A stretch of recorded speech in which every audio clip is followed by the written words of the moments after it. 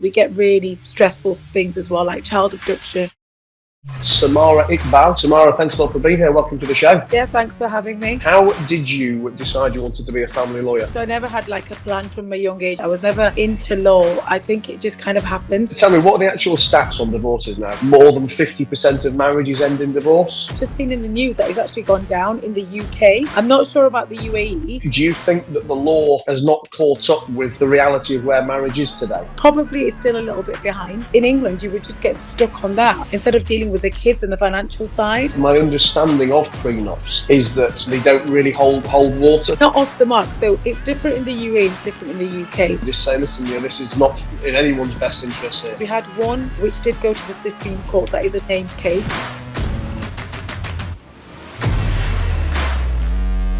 Guys, Matt Haycox here, and welcome to another episode of the Matt Haycox Show. This is a live one today, live on Facebook, YouTube, Twitter, LinkedIn, maybe somewhere else. I have got with me Samara Iqbal, who describes herself as the passionate divorce and family lawyer, who is coincidentally from Leeds, but also works over here in Dubai. She's just disappeared from the screen. I don't know if you press something then, you're back again. Samara has her own boutique family law practice. So we're going to be talking today about divorce, family law, wills, and all those kind of things on both sides of the globe, from the UK to the Sharia side over here in the UAE as well. So Samara, thanks a lot for being here. Welcome to the show. Yeah, thanks for having me. Tell me, how did you decide you wanted to be a family lawyer? I mean, did you want to be a lawyer and then decided to specialise in family, or did you always know that was your calling?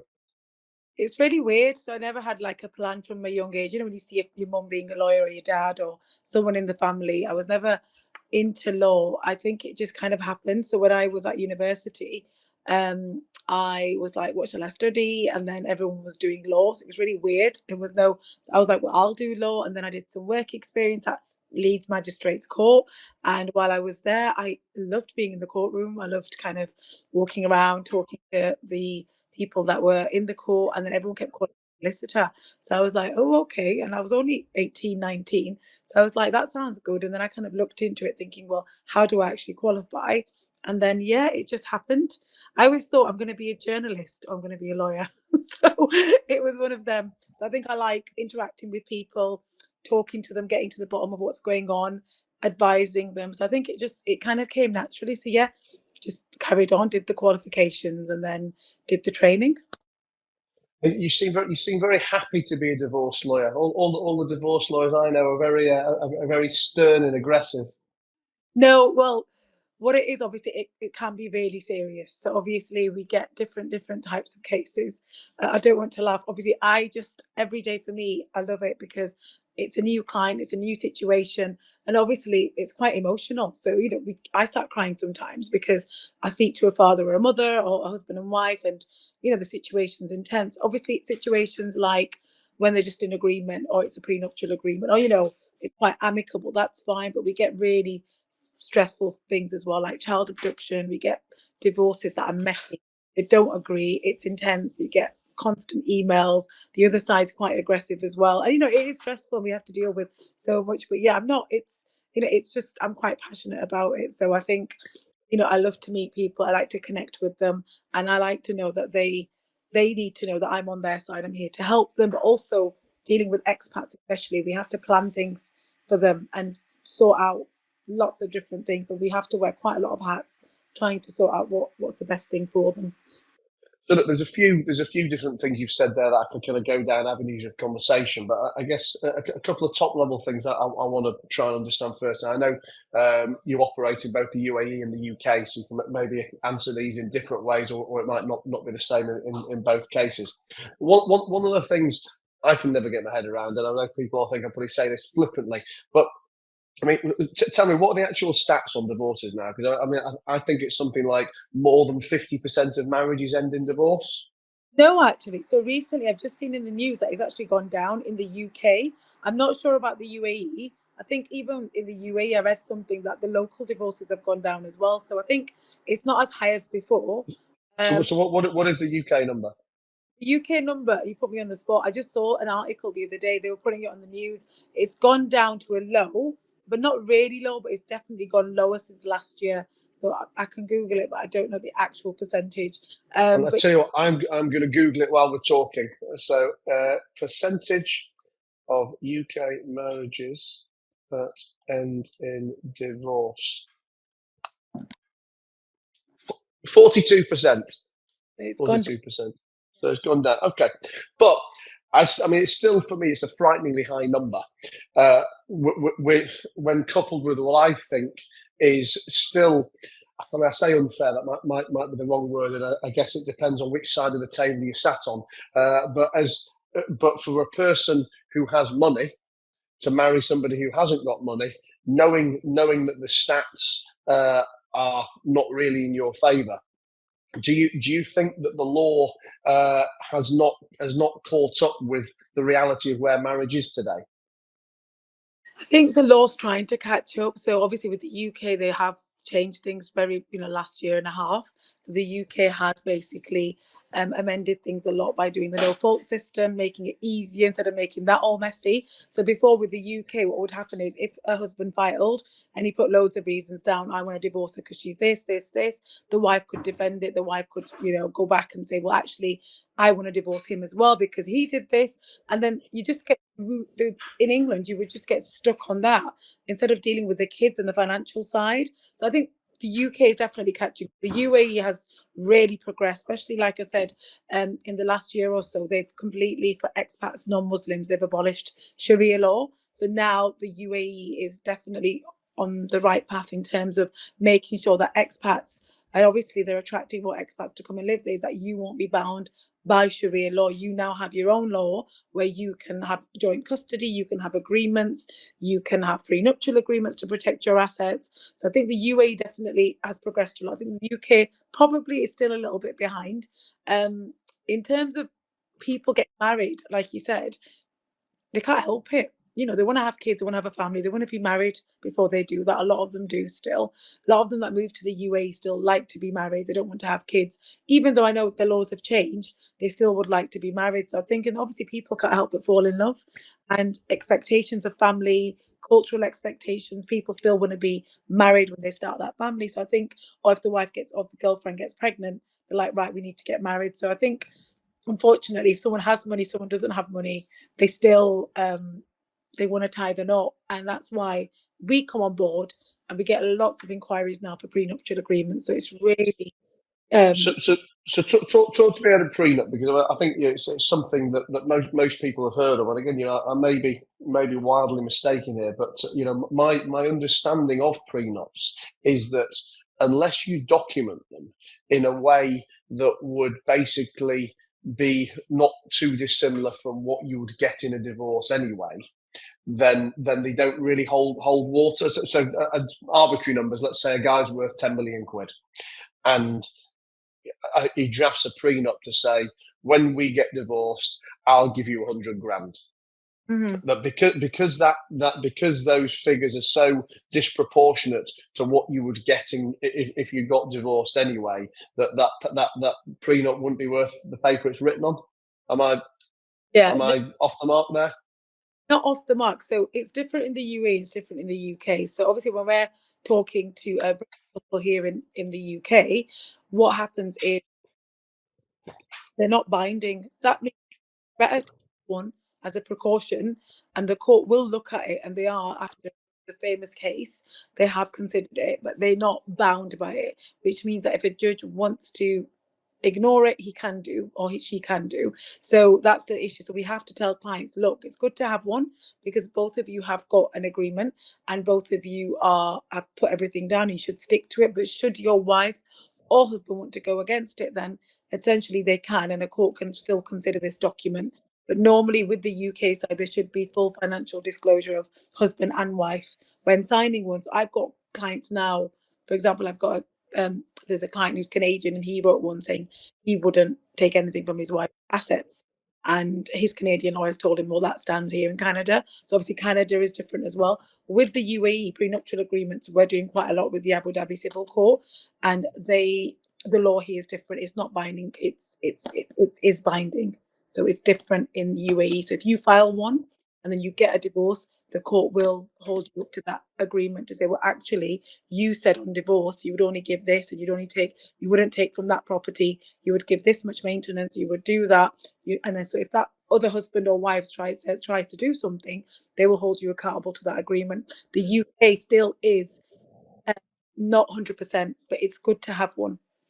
I'm English, resident now in the UAE. My girlfriend is Finnish, also resident in the UAE. Is there a way that we could fulfill her marital dreams whilst protecting my financial necessities? And can we marry in a particular country and have the marriage binding in that country, but bypass elsewhere, so she couldn't then come after me under UK law or something else? Okay, so if you were to come to me and say that, I say you should have, depending where your assets are, to be honest. So if you've got quite a lot going on back in the UK, the prenuptial agreement obviously would need to also be mirrored in different jurisdictions as well. So you would be advised to do one in the UAE as well. So if you've got anything in your name or a bank account, or you've got, you might end up buying something with your girlfriend. So I would say get married in Abu Dhabi Civil Court, because it's fast, it's good. You can register your prenuptial agreement there, so it'll cover anything in the UAE. So that's done there. And then separately, because you've got things in the UK, I would have a separate UK prenuptial agreement or postnuptial agreement as well, file there. It could be mirrored from the one in the UAE, or it could be a separate one. And that would require both of you to get lawyers separately and do financial disclosure and make sure that everything is clear. She knows what she's signing. It was not forced. It wasn't under any kind of, you weren't putting pressure on her to sign anything. And likewise, you would have a lawyer as well. You'd sign that off. So the court needs to see things like that, that both parties, when they signed this, it wasn't husband who had more money and paid for the lawyer that was making his girlfriend sign this, or wife to be. And I would advise that. So I get clients now who say, well, I've got assets in Kuwait, I've got assets in India, I've got assets in England, I've also got something in Bahrain, and they're getting married, or they've got someone pregnant and they have to get married. So we say, right, do it in Abu Dhabi, cover that here, potentially give me that prenuptial agreement. I will get a lawyer in Kuwait to violate there and mirror it. We will do something in the UK, and India, I'll look into what we can do in India. Hang on, India doesn't do prenuptial agreements. Right, okay, so we can't do one there. Do you understand what I'm saying? Right, this Sure, but then I guess if you've got lots of assets and you're wanting to get very technical or clever, then you can mirror those prenups. But if the prenups aren't valid in the different countries, you may want to then move the assets from. So just using my example, so I could do a UAE prenup, which will protect me with my UAE assets, but my UK assets would still be subject to having that prenup ignored back in the UK. So your UAE prenup, if she wanted to, what she could do is get an enforcement application done, for example, at the Abu Dhabi court, and then I hope she's not watching this live. she could take that order, go to a UK lawyer. Look, I've got thing in England. He's got a lot of money here. He is a millionaire. I want some things from him in the UK. They'll say, show us your prenuptial agreement from Abu Dhabi. Right, it was done properly when you advised. Did you have a lawyer? Did you sign it? Then you have to get an order from an enforcement application done, or an execution file opened at the Abu Dhabi Civil Court. They kind of approve it. That document is then legalized, attested, translated into English, taken to an English court, and an application potentially could be made at the court there for financial relief, and under the Matrimonial Act. So you could then potentially be pursued, even if there's no prenuptial agreement in England, you could be pursued for an application for financial remedy by your wife, sat in the UAE, paying a lawyer in the UK, who would try and say, right, for example, Matt's got all of this. They had this agreement just for there. Now got this enforced. She wants to enforce it in the UK. Will you allow it? And literally, they'll have to. A court will then give permission whether or not they would accept it. Certain criteria has to be fulfilled, and then permission has to be given for that person to pursue it. But there has to be things in the UK, like you have got property here, you are domiciled in the UK, you're from England, even though you've been living just say 50 years in the UAE. Lots of things have to be ticked, and they have to see what you've got in your name. If you've got nothing here, why would they give you permission? They'd be like, well, he's got nothing here, you don't need to entertain it here. But if you have, you've got properties, you've got assets, you've got companies, she has a right as a spouse, even though you've divorced her, just stay in Dubai, she has a right to potentially come there and try. However, they could say, because the law is changing and there has been recent case law, they could say, well, hang on, you've sought a remedy in the UAE court. Abu Dhabi Civil Court is now abolished. There's no Sharia law. You've got a good remedy there. You've had a fair settlement there. Why do you need to come here? Do you understand? And that was a recent Sure. case. Yeah, that happened. So I wouldn't know now, because judges are now picking up what's going on in the UAE, getting expert opinions from lawyers there, saying, well, wife's had a fair financial statement, she had a prenuptial agreement there. Why is she now chasing Matt in England for all this stuff? Like, they would look into it, and they would potentially, there'd be a decision made, but she definitely can try. Do you find that because you're a woman, you tend to represent more ladies in divorces than men, or does that not really come into play? I mean, do women tend to come and find a women lawyer and think they'll sympathise with them more? Be surprised, men actually want women as well, a lot more than just the woman lawyer. So women obviously like women because they probably get that emotional connection more. So we can be like, right, I can help you and things like that. But men, you'd be surprised. Lots of our clients are dads, and fathers and husbands who are stuck. So they some men do prefer men, but a lot of them do prefer women as well. And to be honest, I mean, there's males that are family lawyers as well, but a lot of them are generally female. But yeah, loads of male clients from the UAE, from everywhere. Lots of fathers, wives being difficult, exes being difficult, but the kids have to go to court, represent them. Lots of child abductions, ones where fathers contact us saying, she's just taken my child, left UAE, said she was going to visit her parents, not come back. What do I do? So we get everything. But you'd be surprised, lots of men do want female lawyers, and we're happy to have male and female, whichever it is. And so how much does it come into play in family law and in divorce law? Just, I guess, common sense arbitration. So, take. I mean, I spend most of my weeks dealing with some kind of litigation. Whether that's someone we're fighting with, or a borrower's not paying us, and I mean, no matter how right you are in a position, or no matter how much the law's on your side, most of the time, if not most, certainly a lot of the time, it just makes sense to sit down, take a breath, and say, you know what, I may be doing myself short on the money here, but I don't need to tie myself up for the next 2 years arguing, losing headspace. I need to take a sensible view. And if you've got two sensible people on each side, hopefully you can do a deal.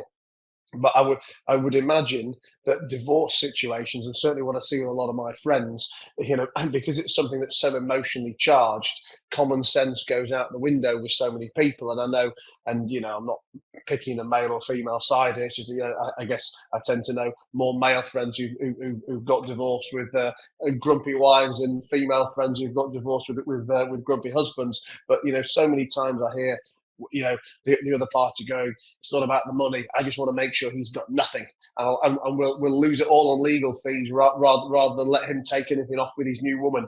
I mean, how much do you just have to sit people down and talk common sense and just say, listen, this is not in anyone's best interest here?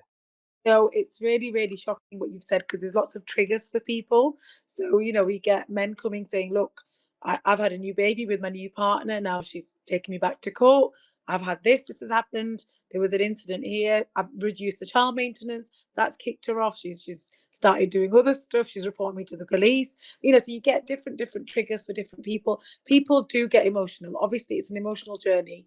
One party may have been cheated on, they're very upset, and that other person happily, with the new partner, going on holiday, spending money, and they're like, well, hang on, I'm left here with the kids, you cheated on me, I've got nothing, everything's in your name. And obviously there's a battle, of ego as well. So you get people literally, there's nothing that much to fight about, but it's just literally that it's the ego, because they're really upset as well, because it's like, hang on, how could he or she do this to me? I was always there, I did this. And a lot of it comes down to, yes, we do try and talk to clients as best as we can. And a lot of it is, let's advise our client that, look, if we push this, we're not going to get the result we want, and we're just going to spend more money, more time, and it's not going to get us anywhere closer to what we actually want to be. So let's try and do this. Let's maybe agree on these terms. This would be better, and trying to get them just to see it from our perspective. But we can't control people. So obviously everybody has their own journey. Some people just can't agree. They can't talk to each other. And us lawyers are going back and forth, correspondence, trying to reach an agreement. While some couples, they're great. They kind of do most of themselves. They agree. They have lots of conversations. They're co-parenting really well. And they just come and say to us, look, file the divorce, file the agreement. We just got a couple of points we don't agree on, but we'll sort it out. Actually, can you refer us to a good mediator? We want to try and see if we can sort this out. And it's brilliant. So we get two different extremes. We get like the couple that's fine. We're going to divorce. We've been together. It's fine. He's going to keep that. I'll keep this. We'll split this. We'll split that. I'll pay that. Like for example, in the UAE, we'll cover the school fees together. He's going to cover the medical insurance. The nanny will be paid for. Trips back home, we both agree he can take the child. I will as well. Brilliant. But some, no, it's very difficult. There's lots of things that are hidden. They don't know about where things are, especially if it's in different jurisdictions, especially with expats, because everyone's come from somewhere where they've maybe got things, and then they're living in the UAE where maybe they have a good salary and they have money coming in as well, and then maybe they've invested somewhere else. Other side may not know, husband and wife both. And it's hard and it's tricky because obviously we try our best to see if we can reach an agreement without it becoming stressful, without it becoming difficult. But we do get unreasonable people that are asking for extreme amounts of money, and you're like, well, where did you get those figures from? You want to. And when you've got two people who are so diametrically opposed, and no mediation in the world is going to bring them any closer. I mean, how do you move forward from that? Is the only thing you have to do to effectively then file to go to court to have a judge make a decision? I guess it's like a commercial litigation where if you can't mediate, you just gotta put your hands up and say, right, someone's got to serve, and let's roll the dice. So how it works is sometimes what we do, so we get a new client and he or she says, right, where we want to, we've been separated for a long time. We need to agree. We've got all these things to sort out. What we like to do is initially, as lawyers, is correspondence. So we write a letter. We keep the tone quite amicable. Look, we see that you've been separated for a while. There's obviously quite a lot going on in terms of assets that need to be agreed on. This is the current situation. This is a potential proposal. And then also we'll just say, can we do some disclosure? Can we try and reach an agreement? And then they might get a lawyer as well and say, well, what is your agreement? What are you proposing? And then we start doing all of that. And then we try to do that as much as we can in the best way possible. But obviously, if we've got another lawyer on the other side who is pushing them, and sometimes they can be ill-advised as well, it can then come back and it's quite a fiery letter. It's quite an aggressive letter. We're like, oh, okay, we didn't expect that. And I've had one recently where he came to me and said, oh, everything's agreed. I'm gonna let her keep her property. I've got nothing. I've just got a higher salary, and just file the consent order. Wrote to her. She got a lawyer, and now she wants this. She wants that. So we said to him, well, it's not agreed because they've come back with all these other points, and apparently you've got hidden assets. And he was like, what? So do you understand? So we've had to go back and sort this out. And I said to him, look, it's fine. We'll deal with it, but it is quite aggressive, and maybe it is the lawyer pushing it as well. So we have to do our best to see what we can do between correspondence. We try to keep the tone as the client wants. So if the client wants us to be a bit harsher, we do that. If the client wants it to be very amicable, we say, look, he hopes to resolve this by way of mediation if possible. If not, by an agreement. He wants to be in the children's lives. He wants to make sure this happens. All these things we put in. If we see we're not getting there, then we have to refer for mediation before court. It's mandatory in the UK. In the UAE, it's not, but in the UAE, we still try and do that.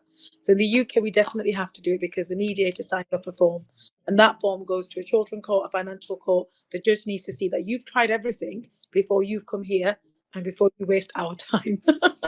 So that's. Tell me your craziest divorce story. I know you've done some big numbers and some high profile people. So tell me your craziest story. I don't know, hidden assets or appearing children or something. Oh no, there's loads. There is, there's there's a lot of cases. I mean, where problem is because children and family and financial all private. So if I kind of give details of a case, what might happen is a client of mine who was Or they previous can work out who it is. referring to me. So most of it is um, lots of assets in different jurisdictions and one person concealing stuff essentially, and then us having to make investigations in that country, finding evidence of those assets, revealing it to the court, and then that person saying, oh, okay, yeah, no, well, that is mine. It's like, okay, lots of different cases. We had one which did go to the Supreme Court, that is a named case, and that was quite interesting. So they were in Dubai, but the British wife, first wife, filed a case, and that was in the UK. That was a very big case. It got to the Supreme Court, and that was interesting because the husband, or the ex-husband, ended up with dementia, and he couldn't remember anything. So his new wife was the one who was our client. She was filing everything, and was a litigant in person. So we were dealing with that for a long time, and it was crazy. So the things that we had to go through to deal with that case, and there was lots of assets they were referring to which she didn't have a clue and he couldn't remember. So So that's what marriage does to you. It gives you dementia. then during proceedings he passed away. So the whole Really? it became like, that's why it went to the Supreme Court. So it's So crazy. tell me what happens in that situation then? If he's passed away before the divorce has happened, does the No, current the no, current divorce was already done. So his divorce, ah she was making an application saying from the first marriage I didn't get a fair settlement. You know what I said? So she brought him yeah, back to, okay, so divorce, he'd remarried with kids. So this was post divorce. So it was like okay. after divorce kind of was done. It was getting her, she was still claiming her financial rights and saying that he has got money. He couldn't remember. The new wife was like, actually, we don't have anything. So it was a crazy, crazy case. So obviously, because when people marry, they could have loads of money together. But then he's moved on. She is years later and he's married. Maybe he's not got that money anymore. So that was this kind of case. So it was crazy because he had loads of money with this first wife, moved on, and then the new wife was saying he doesn't remember, and I don't know about all these things you're saying. It's crazy. Have you ever known anyone fake their own death to avoid a divorce, avoid the missus? And then he passed away, and then the whole case changed because it became like, well, does it still come under the family law? Does it go into inheritance? It should go under succession now. So the whole case just changed. And that was really interesting. So I dealt with that for about 2 years. And then we've just had other cases where, they have got assets and then there's cheating involved. People get private investigators. We see all the evidence. We're like, oh gosh. There's, obviously, Does cheating cost you more in a divorce, or does it not make any difference? I don't know. I think everyone's got a different perspective. So if men cheat, lots of men kind of just own up to it and say, look, I did it, hands up. I caused the marriage breakdown. She can have whatever she wants. She can have the house. Lots of men feel guilty as well. And they say, look, let's just give her what she wants. She looks after the kids. And then I'm now with my new girlfriend, and they try their best to keep it amicable. But I think it does, because if the wife has been cheated on, she's obviously quite aggrieved and she's emotional about it. And especially if he doesn't want to make the marriage work and he's moved on.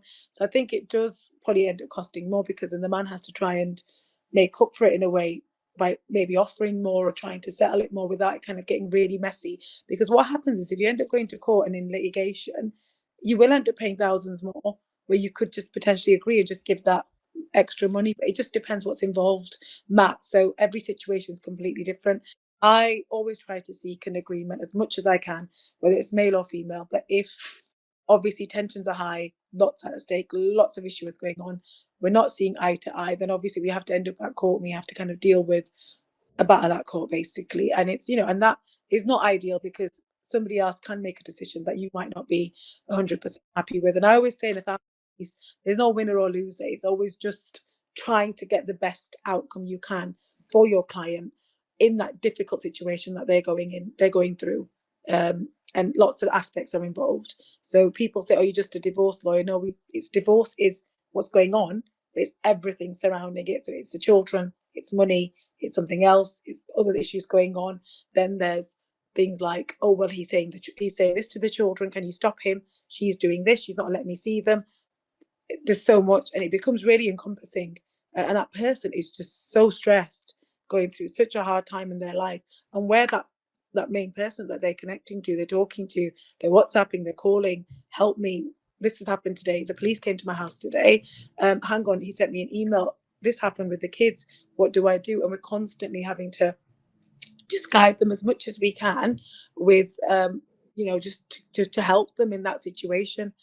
So yeah, cheating does probably make it worse, but I think divorces, I just think it makes tensions higher. It just makes it more higher, more stressful. And tell me, last question on divorce, and we'll have a chat about wills. Yep. Back over to the UAE, you've got your 7 wives. I mean, are there any different rules, or can each of them effectively go for, if we're talking UK 50% or something? I mean, could each of them go for a big chunk of the husband's money? Because I mean, So if they start dropping like dominoes, it's going to get very expensive, isn't it? are we talking about Muslim men? Yes. Yeah, so Muslim men are allowed up to 4 wives, not Is it 7. 4? Sorry, I've been greedy. Sorry. So if a Muslim man has 4 wives, essentially Muslim couples come under Sharia, so not expats won't.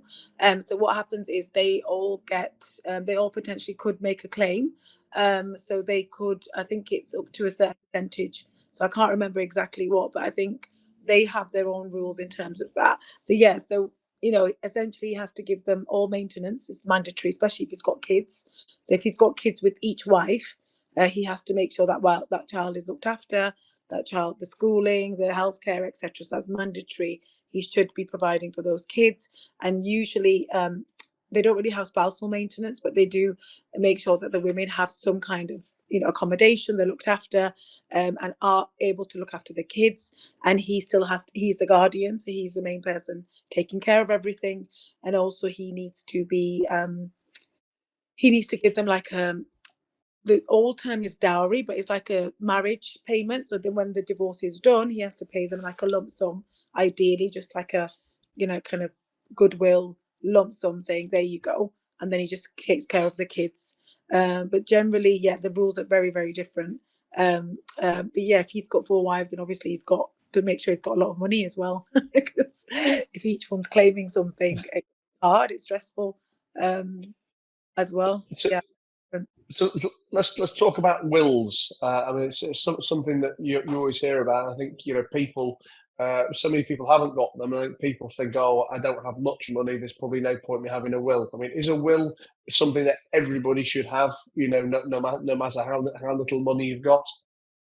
I think a will's important. A lot of people will say, "Oh, why do I need a will? I don't really have anything at the moment."